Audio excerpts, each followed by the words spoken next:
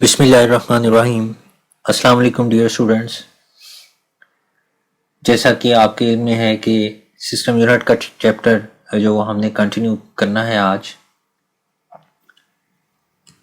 Last lecture में registers का topic रह गया था, वो हमने आज के लेक्चर में कवर करना है। डेटा रिप्रेजेंटेशन का टॉपिक जो वो हमने लास्ट लेक्चर में कवर किया था कि किस तरह से कंप्यूटर में हमारा डेटा रिप्रेजेंट किया जाता है। रजिस्टर्स का टॉपिक जो हम आज कवर करेंगे और मुख्तलिफ तरह के जो कंप्यूटर के अंदर जो प्रोसेसर के अंदर रजिस्टर्स हैं उनको हमने आज के लेक्चर में डिस्कस करना है। तो सबसे पहले तो वो कहता है कि जो रजिस्टर्स हैं वो हाई स्पीड मेमोरी लोकेशंस हैं जो कि सीपीयू के अंदर मौजूद होती हैं।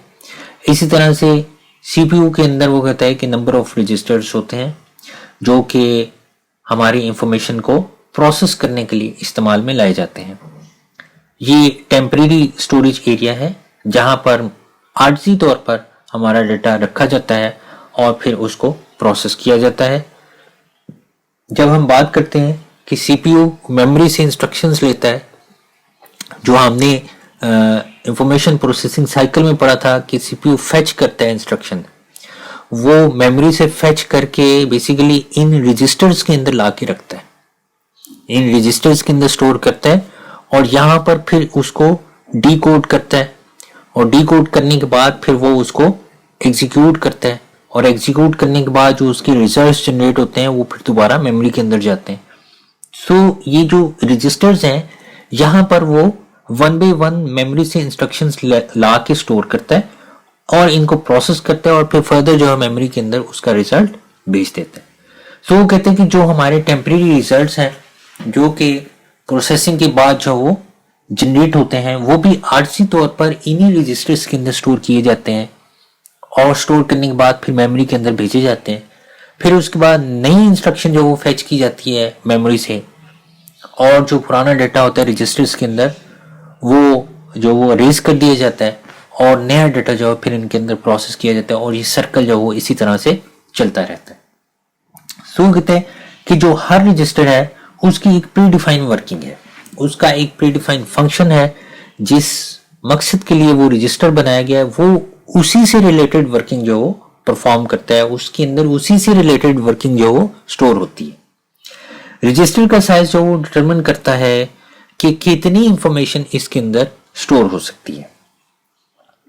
ये डिफरेंट जो वो साइज के होते हैं रजिस्टर्स और हर बाइट जो वो आपको पता है कि 1 कैरेक्टर जो वो डेटा जो वो अपने अंदर स्टोर करता है। लास्ट लेक्चर में मैंने आपके साथ जो वो बड़ी डिटेल के साथ जो डिस्कशन की थी कि हर बाइट 1 कैरेक्टर का जो वो डेटा स्टोर कर सकता है और 1 कैरेक्टर के अंदर 8 बिट्स होती हैं और वो बिट 1 और 0 हो सकती हैं। और जो पर्सनल कंप्यूटर्स के अंदर डेटा जिस एनकोडिंग स्कीम के तहत इस्तेमाल के रिप्रेजेंट किया जाता है उसको आस्की का नाम दिया जाता है। रजिस्टर्स 1 बाइट के भी हो सकते हैं, 2, 4, 8, 16, 32 बाइट के भी हो सकते हैं या इससे ज्यादा के भी हो सकते हैं।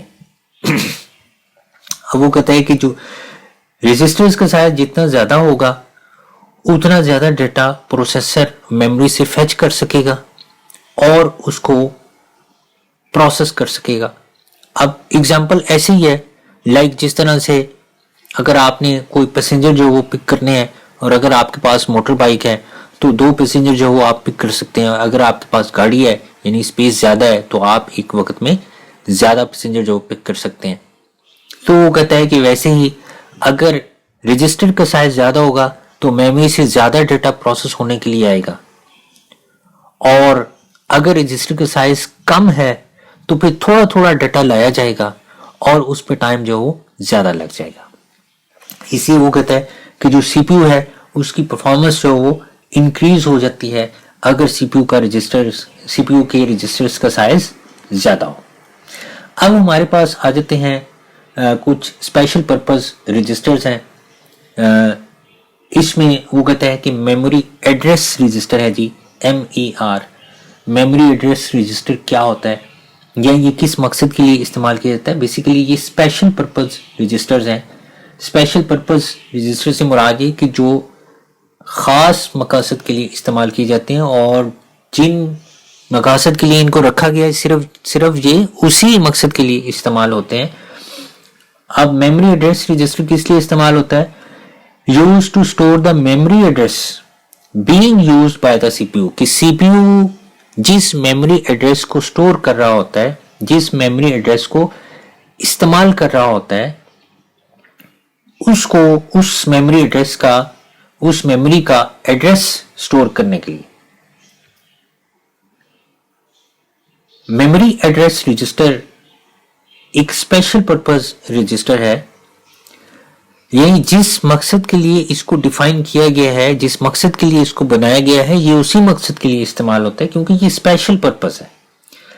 और इसका पर्पस क्या है? Use to store the memory address being used by the CPU, यानी वो मेमोरी लोकेशन जिसको सीपीयू इस्तेमाल कर रहा है, उस मेमोरी लोकेशन का जो एड्रेस होगा वो एड्रेस मेमोरी एड्रेस रजिस्टर के अंदर स्टोर किया जाता है।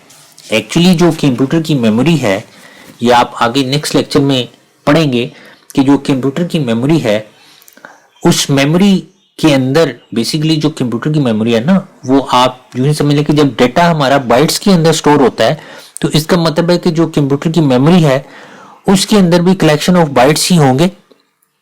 सो जितने भी बाइट्स हैं, हर बाइट का एक यूनिक एड्रेस होता है। सीपीयू जिस बाइट को रीड करना चाहता है मेमोरी में, उस बाइट का जो एड्रेस है वो मेमोरी एड्रेस के अंदर मूव हो जाता है।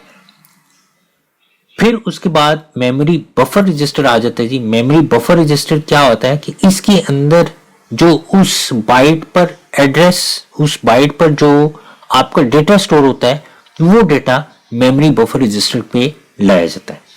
Use to store the data coming from the memory or going to the memory, यानी जो मेमोरी से डेटा लाया जाता है या मेमोरी में डेटा भेजा जाता है, वो डेटा किसके अंदर होता है? मेमोरी बफर रजिस्टर के अंदर। अब मिसाल के तौर पे सीपीयू एक मेमोरी लोकेशन को, एक बाइट को रीड करना चाहता है, तो वो जो उस बाइट का एड्रेस है वो मेमोरी एड्रेस रजिस्टर के अंदर आ जाएगा और उस बाइट पर जो डेटा है वो डेटा मेमोरी बफर रजिस्टर में आ जाएगा। तो इस तरह से बफर बेसिकली कहते हैं टेम्परेरी एरिया को जहां पर के आपका आर्जी तौर पर डेटा स्टोर किया जाता है। तो बफर इस तरह के मीनिंग्स में जो वो इस्तेमाल होता है। फिर उसके बाद वो कहता है प्रोग्राम काउंटर रजिस्टर क्या होता है? वो कहता है use to store the address of next instruction, अगली इंस्ट्रक्शन जो एग्जीक्यूट करनी है सीपीयू ने, वो जो इंस्ट्रक्शन है उसका एड्रेस प्रोग्राम काउंटर के अंदर स्टोर कर दिया जाता है।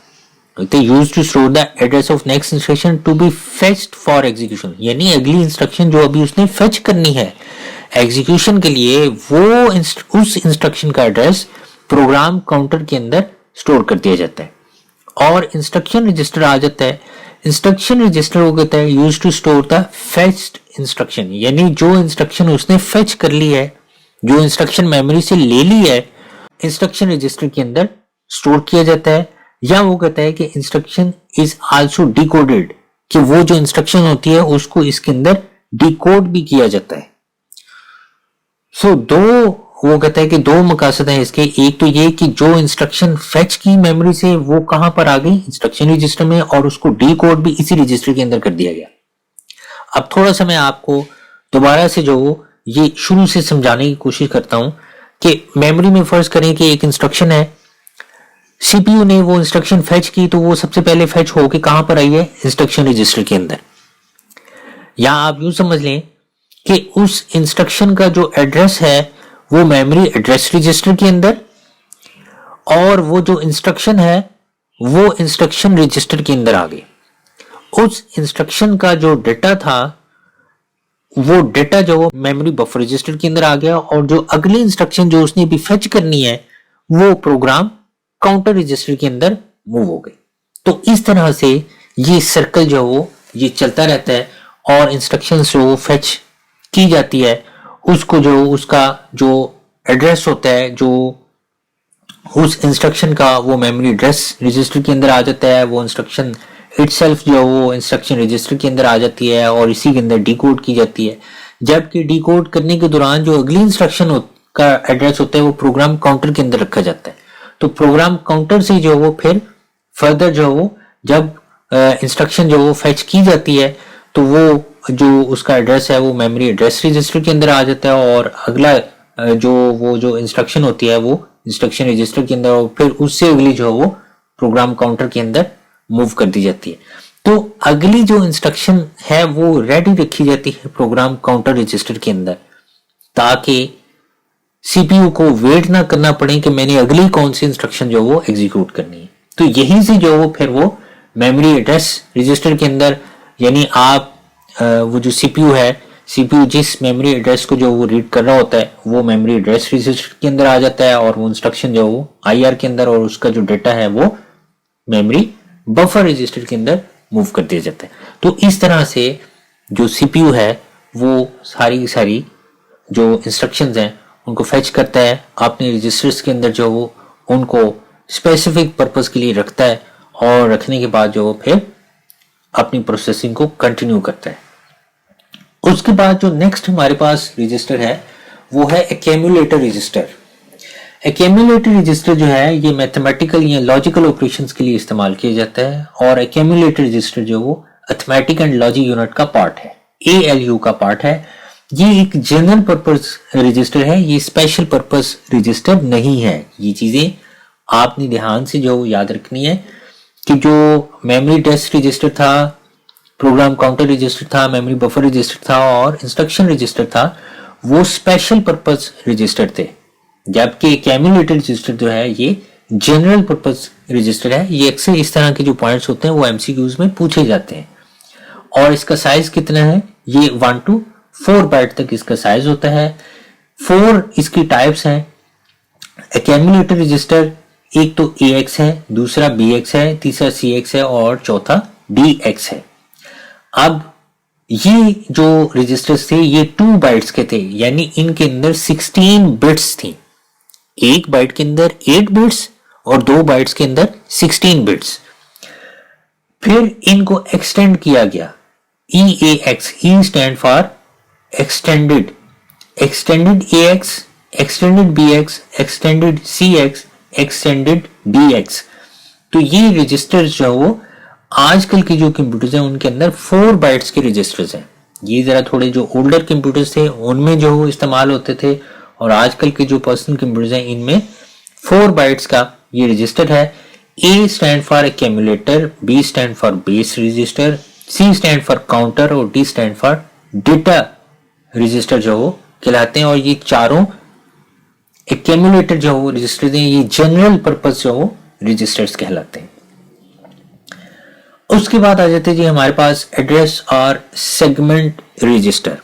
Segment basically block of memory को कहा जाता है, use to store the address of memory block, यानी जहां पर हमारी सेट ऑफ इंस्ट्रक्शंस एक मेमोरी ब्लॉक के अंदर अगर स्टोर होती हैं तो उस मेमोरी ब्लॉक का जो एड्रेस है वो सेगमेंट रजिस्टर के अंदर जो वो स्टोर किया जाएगा। 4 सेगमेंट रजिस्टर्स हैं, कोड सेगमेंट कहा जाता है CS, डेटा सेगमेंट कहा जाता है DS, एक्स्ट्रा सेगमेंट कहा जाता है ES और स्टैक सेगमेंट कहा जाता है SS। आपने इनके नाम और सेगमेंट रजिस्टर की डेफिनेशन याद रखनी है, इनकी फर्दर डिटेल जो वो आपने नहीं करनी। फिर उसके बाद स्टैक कंट्रोल रजिस्टर आ जाता है जी। स्टैक बेसिकली वो कहता है सेट ऑफ मेमोरी लोकेशंस को कहा जाता है, ऐसी मेमोरी लोकेशंस जहां पर हमारा डेटा और इंस्ट्रक्शंस एक ऑर्डर के साथ जो वो स्टोर किया जाता है और एक खास ऑर्डर के तहत ही हम उसको रिट्रीव भी कर सकते हैं। हम अपनी मर्जी से उसको जो रिट्रीव नहीं कर सकते। आमतौर पर जब कंप्यूटर की मेमोरी में हम अपना डेटा स्टोर करते हैं तो हम कहते हैं जी मैंने स्टोर कर दिया, आप मेरी मर्जी है, मैं जैसे चाहे जो वो अपनी फाइल्स को ओपन करूं। मैंने कल एक फाइल स्टोर की थी, मैंने आज एक फाइल स्टोर की है, मैंने जो वो परसों एक फाइल स्टोर की थी। तो ऐसा नहीं है कि जो पहले फाइल स्टोर की थी उसको मैं पहले ओपन करूं, नहीं, मेरी मर्जी है, मैं जब मर्जी जो सी मर्जी फाइल को ओपन कर लूं, ये मेरा ऑर्डर है। लेकिन जो स्टैक कंट्रोल रजिस्टर है, इसमें जो डेटा और इंस्ट्रक्शन स्टोर होती हैं वो एक खास ऑर्डर के तहत स्टोर होती हैं और उसी ऑर्डर के तहत ये आउट भी हो सकती हैं। वो ऑर्डर क्या है? Last in first out. यानी इसका मतलब ये है कि वो इंस्ट्रक्शन जो सबसे लास्ट पे आपने स्टोर की वो आप सबसे पहले उसमें से आउट करेंगे। जब उस इंस्ट्रक्शन को फेच किया जाता है तो सबसे लास्ट पे जो इंस्ट्रक्शन उसके अंदर स्टोर की थी वो सबसे फर्स्ट जो वो फेच होती है, फिर उसके बाद जो वो उससे नीचे वाली, फिर उससे नीचे वाली स्टैक आप यूं ही समझें, लाइक जिस तरह से एक प्लेटों का सेट होता है ना, तो आपने जब खाना खाना होता है तो आप ऊपर वाली प्लेट उठा लेते हैं, वो भी एक स्टैक ही है। अब सबसे पहले जो आपने प्लेट रखी वो सबसे नीचे थी, फिर उसके बाद ऊपर प्लेट रखी, फिर उसके बाद फिर उसके बाद फिर उसके बाद। अब जब आप फेच करेंगे तो सबसे ऊपर वाली प्लेट आप उठाएंगे सबसे पहले, फिर उसके बाद जो आपने रखी थी फिर वो आप उठाएंगे। तो इसको इसी तरह से वो कहता है कि जब हम स्टैक कंट्रोल रजिस्टर के अंदर इंस्ट्रक्शन स्टोर करते हैं तो मिसाल के तौर पे मैंने सबसे पहले इंस्ट्रक्शन स्टोर कर दी उसके अंदर प्लस की, फिर उसके अंदर मैंने स्टोर कर दी माइनस की, फिर उसके अंदर स्टोर कर दी मैंने मल्टीप्लाई की, और फिर उसके बाद मैंने स्टोर कर दी डिवाइड की। अब जब वो इंस्ट्रक्शंस एग्जीक्यूट होनी है तो सबसे पहले डिवाइड, क्योंकि मैंने सबसे लास्ट पे की, वो जो फैच होगी। फिर उसके बाद मैंने मल्टीप्लाई की थी तो मल्टीप्लाई फैच होगी, फिर सब्ट्रैक्शन की थी तो सब्ट्रैक्शन की होगी, फिर प्लस की। देखें सबसे पहले जो मैंने इंस्ट्रक्शन की थी वो सबसे नीचे चली गई और बाद में करता गया तो वो उसके ऊपर जो वो उनकी एक लाइन बनती चली गई। तो सबसे ऊपर जो इंस्ट्रक्शन होती है उसको जो वो सबसे पहले फेच कर लिया जाता है। इस ऑर्डर को कहते हैं लास्ट इन फर्स्ट आउट। तो ये जो लीफो का जो ऑर्डर है वो स्टैक कंट्रोल रजिस्टर के अंदर जो इस्तेमाल किया जाता है। ये इसके डिफरेंट जो वो पर्पसेस हैं।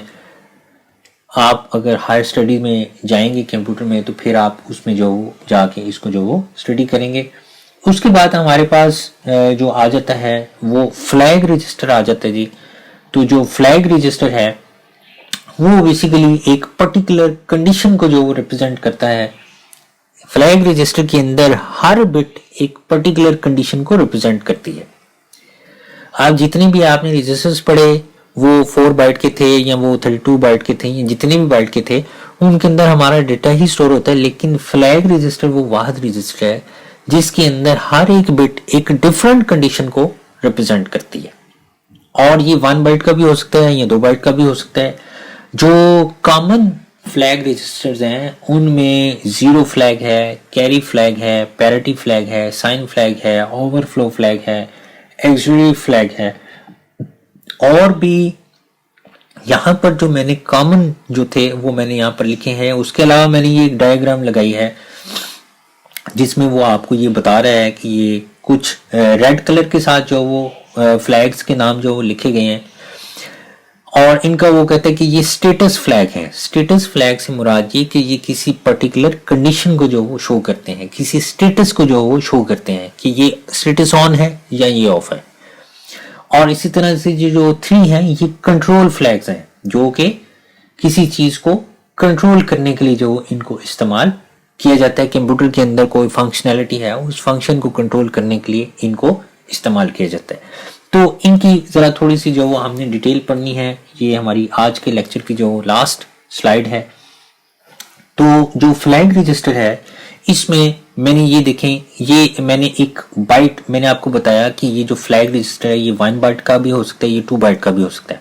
अगर ये फ्लैग रजिस्टर जो 1 बाइट का है तो इसमें वो कहता है कि जो सबसे पहला जो बाइट होता है ना, सबसे पहली जो बिट होती है वो जो उसको कैरी फ्लैग का नाम जो वो दिया जाता है।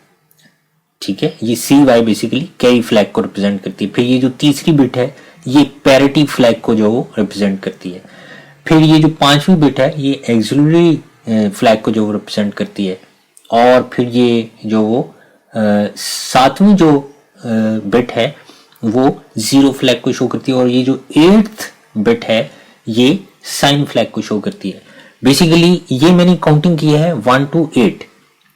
जब हम इसको कंप्यूटर की टर्मिनोलॉजी में पढ़ते हैं तो हम इसको कहते हैं कि ये बिट 0th बिट है। ये 0 है, ये 1 है, ये 2 है, ये 3 है, ये 4 है, ये 5 है, ये 6 है और ये लास्ट वाली 7th बिट है। तो 7th बिट से जो हम शुरू करते हैं कि अगर 7th बिट की वैल्यू यहाँ पर 1 होगी तो इसका मतलब ये होगा कि यहाँ पर जो वैल्यू स्टोर की गई है, जो नंबर 0 और 1 की फॉर्म के अंदर स्टोर किया गया है, एक्चुअली वो नंबर नेगेटिव नंबर है। यानी ये वाली जो बिट है, ये अगर 1 है तो ये नेगेटिव साइंड वैल्यू को शो करती है।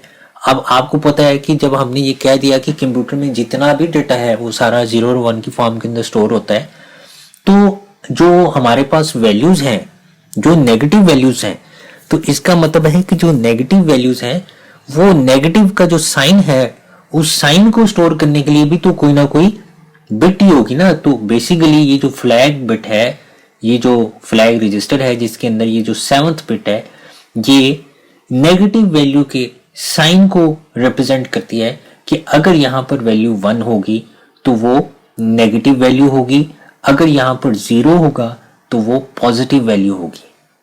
ठीक है जी, हमेशा पॉजिटिव वैल्यू के लिए यहां पर 0 स्टोर किया जाता है और नेगेटिव वैल्यू के लिए यहां पर 1 स्टोर कर दिया जाता है। चूंकि हमने कहा कि 1 और 0 की फॉर्म में ही डेटा स्टोर होना है, लिहाजा नेगेटिव साइन के लिए यहाँ 1 होगा और पॉजिटिव साइन के लिए यहाँ पर 0 होगा। यही चीज जो यहाँ पर बताई गई है।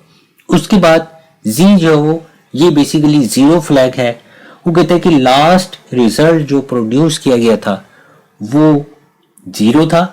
अगर जी की वैल्यू 1 होगी तो इसका मतलब है कि जो लास्ट रिजल्ट प्रोड्यूस किया गया है वो 0 है, और अगर जी की वैल्यू 0 है तो इसका मतलब है कि जो लास्ट पे जो रिजल्ट जनरेट किया गया था वो 0 नहीं था।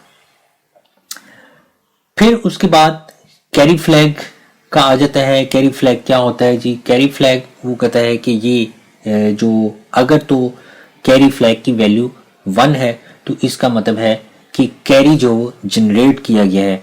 आपको पता है कि जब हम आमतौर पर जब हम डेसिमल नंबर्स को जमा करते हैं, फॉर एग्जांपल अगर मैं कहता हूं कि मैंने 289 में मैंने 11 जो वो ऐड करना है, तो आपको पता है कि 9 में जब 1 ऐड किया जाएगा तो फिर 10 आ जाता है, और 10 का जो हम 0 लिखते हैं और 1 कैरी करते हैं। तो जो कैरी फ्लैग है वो आपको ये कंडीशन शो करता है कि जब कोई इस तरह का ऑपरेशन परफॉर्म किया गया है तो उसमें कोई जो नंबर है वो कैरी किया गया है, वो जनरेट किया गया है या नहीं किया गया। अगर इसकी वैल्यू 1 है तो इसका मतलब है कि कैरी जनरेट किया गया है, अगर इसकी वैल्यू 0 है तो इसका मतलब है कि कैरी जनरेट नहीं किया गया। फिर उसके बाद हमारे पास आ जाता है पैरिटी फ्लैग। पैरिटी फ्लैग में वो कहता है कि जो P है वो बेसिकली नंबर ऑफ वंस को जो वो शो करता है कि जो रिजल्ट जनरेट किया गया उसके अंदर नंबर ऑफ वंस इवन है या ऑड है। क्योंकि हमारे जितने भी, आपको पता है कि प्रोसेसिंग के बाद जितने भी रिजल्ट्स जनरेट हो रहे हैं वो भी तो 1 और 0 की फॉर्म के अंदर ही जनरेट होते हैं ना। तो 1 और 0 की फॉर्म के जितना भी डेटा कंप्यूटर में रिप्रेजेंट किया जाता है, जितनी भी प्रोसेसिंग होती है वो सारी 0 और 1 की फॉर्म के अंदर ही होती है। सो जो हमने उसको इवन कैलकुलेशन के लिए जो हमने उसको नंबर्स दिए वो 0 1 की फॉर्म के अंदर ही कैलकुलेट करके उनके अगेंस्ट फिर जो इमेजेस, जो नंबर्स जनरेट किए जाते हैं वो हमारी स्क्रीन पे डिस्प्ले होते हैं। लिहाजा जो रिजल्ट जनरेट किया गया प्रोसेसिंग के बाद उसके अंदर नंबर ऑफ वंस की तादाद इवन है या ऑड है। मिसाल के तौर पे अगर एक जो रिजल्ट जनरेट किया जाता है, जैसे मैं कहता हूं कि 1 0 0 0 0 0, ये जो एक रिजल्ट जो जनरेट किया गया तो इसमें 1 कितने हैं? ओनली 1 है, यानी ये एक ऑड जो नंबर है। और अगर मैं यहाँ पर कहता हूँ कि अगर जो इस तरह करके जो रिजल्ट जनरेट किया गया तो इसका मतलब है कि अब 1 की तादाद कितनी हो गई है? इवन हो गई, यानी 2 हो गई है ना। तो आपको पता है कि इवन और ऑड नंबर्स क्या होते हैं? ऐसे नंबर्स जो कि 2 पे जो वो डिवाइड हो जाते हैं और उनका रिमाइंडर 0 आता है, उन नंबर्स को इवन नंबर्स कहा जाता है। मिसाल के तौर पे 2 है, 4 है, 6 है, 8 है, 10 है। और ऑड नंबर्स वो होते हैं जो कि 2 बार अगर तकसीम किए जाएं तो उनका रिमाइंडर जो वो कुछ ना कुछ आ जाए, यानी 0 के अलावा अगर आता है बचता है कुछ तो वो ऑड नंबर्स होते हैं।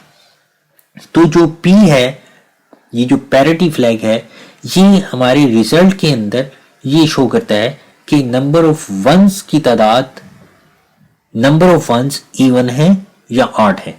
अगर नंबर ऑफ वंस इवन होंगे तो फिर यहां पर 1 होगा, अगर नंबर ऑफ वंस ऑड होंगे तो फिर यहां पर क्या होगा, 0 होगा। फिर इसके बाद एक्सिलरी फ्लैग है। ये क्या होता है जी, ये वो कहता है कि carry from lower nibble to higher nibble, कि जब ये एक हमारे पास निबल है और ये एक निबल है, आपको पता है कि 4 बिट्स को 1 निबल का नाम जो दिया जाता है। तो फर्ज कर लें कि हमारे पास एक जो वो नंबर है A5 और दूसरा नंबर है A6, तो जब इनको जो वो ऐड किया जाएगा, ये एग्जाम्पल के तौर पे मैं आपको कह रहा हूं कि जो ये एक लोअर नंबर है और ये एक हायर नंबर है, तो जब लोअर नंबर से हायर नंबर की तरफ कैरी किया जाता है, कोई वैल्यू कैरी की जाती है, तो फिर ये जो एक्सिलरी फ्लैग है इसकी वैल्यू 1 हो जाती है, और अगर कैरी नहीं किया जाता तो इसकी वैल्यू 0 ही रहती है। तो डियर स्टूडेंट्स, ये हमारा आज का लेक्चर था। आज के जो लेक्चर में हमने टॉपिक्स कवर किए हैं, हमारा एक ही टॉपिक जो वो कवर हुआ है और वो है CPU रजिस्टर्स के हवाले से। हमने मुख्तलिफ तरह के जो रजिस्टर्स को जो वो डिस्कस किया है। तो जो रजिस्टर्स हैं वो बेसिकली CPU का हिस्सा होते हैं।